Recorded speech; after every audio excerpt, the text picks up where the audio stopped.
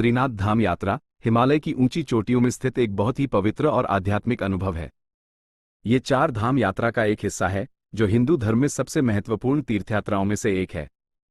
यात्रा तिथियां। बद्रीनाथ धाम के कपाट 12 मई 2024 को खुल चुके हैं और 20 नवंबर 2024 को सर्दियों के लिए बंद हो जाएंगे। यहां तक कैसे पहुंचे? बद्रीनाथ तक पहुंचने के लिए आप सबसे पहले ऋषिकेश या हरिद्वार पहुंच सकते हैं। वहां से आप सड़क या हेलीकॉप्टर से यात्रा कर सकते हैं।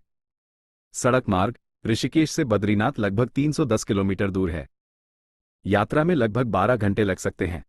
सड़क मार्ग सुंदर दृश्यों से होकर गुजरता है, लेकिन कुछ जगहों पर सड़कें थोड़ी संकरी हो सकती हैं।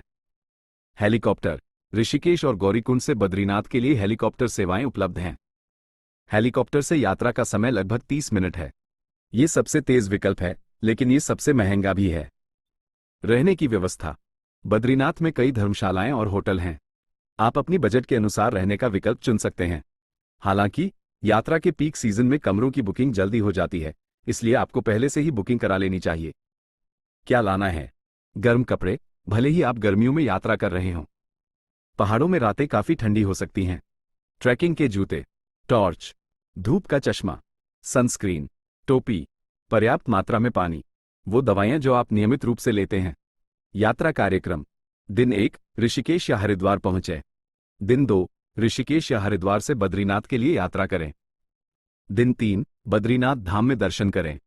आप माता मूर्ति, गणेश गुफा, शंकराचार्य समाधि आदि बद्रीनाथ मंदिर और तप्त कुंड जैसे अन्य दर्शनीय स्थलों को भी देख सकते हैं। दिन 4 बद्रीनाथ से वापसी यात्रा शुरू करें। दिन 5 ऋषिकेश या हरिद्वार पहुंचे। यात्रा के दौरान ध्यान देने योग्य बातें। बद्रीनाथ धाम ऊंचाई पर स्थित है, इसलिए वहां पहुंचने पर आपको थोड़ी सी सांस लेने में तकलीफ हो सकती है। अपने आप को आराम दें और धीरे धीरे चलें। पहाड़ों में मौसम अचानक बदल सकता है, इसलिए हमेशा अपने साथ रेनकोट या छाता रखें। यात्रा के दौरान पर्यावरण को साफ रखें और प्लास्टिक का इस्तेमाल कम से कम करें। मुझे आशा है कि यह जानकारी आपकी बद्रीनाथ धाम यात्रा को सुखद बनाने में मदद करेगी। बद्रीनाथ धाम की यात्रा पर आपका कुल खर्च आपकी यात्रा शैली और चुनावों पर निर्भर करेगा, लेकिन फिर भी आपको एक अंदाजा देने के लिए आइए देखें कि क्या खर्च आ सकते हैं। यात्रा। ट्रेन। आपके स्टार्टिंग पॉइंट और डिब्बे के प्रकार के आधार पर कीमतें काफी भिन्न हो सकती हैं। सामान्यतः ये सबसे किफायती विकल्प है। बस ये ट्रेन से थोड़ा महंगा हो सकता है, लेकिन फिर भी यह अपेक्षाकृत किफायती विकल्प है। कैब। किराया दूरी और कैब के प्रकार पर निर्भर करता है। ये सबसे सुविधाजनक लेकिन सबसे महंगा विकल्प है। हेलीकॉप्टर। ये सबसे तेज विकल्प है, लेकिन निश्चित रूप से सबसे ज्यादा खर्चीला भी है। आवास। धर्मशाला। ये सबसे किफायती विकल्प हैं।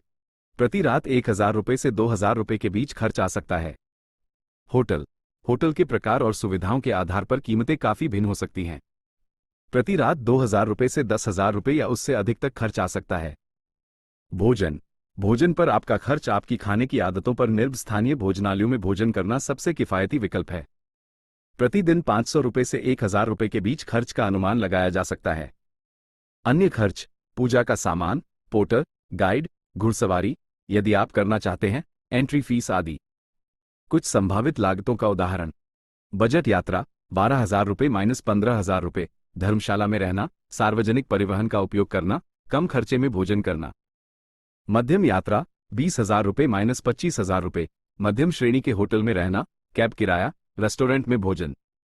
लग्जरी यात्रा 50,000 रुपये और ऊपर। हवाई या हेलीकॉप्टर यात्रा, लग्जरी होटल, सभी भोजन रेस्टोरेंट में।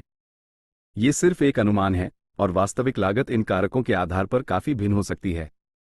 यात्रा की योजना बनाते समय अपने बजट को ध्यान में रखें और उसी के अनुसार विकल्प चुनें।